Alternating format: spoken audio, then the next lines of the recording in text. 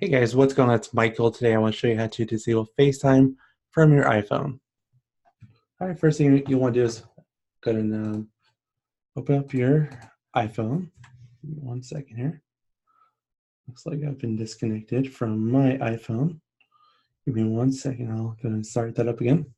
So yeah, there's been some some concern about you know uh, FaceTime privacy due to I'm not gonna explain it here, but you can if you're here, you basically know why you're here because you want to turn off your FaceTime because of the rumors of breach. I haven't tried it yet, so I can't confirm, but I'm still going to go ahead and disconnect just in case.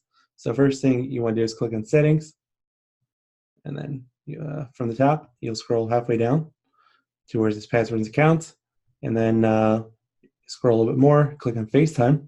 And as you can see, I've already disabled my FaceTime, but if yours was green, just go ahead and click to the left of that button, and it'll go ahead and turn your FaceTime off.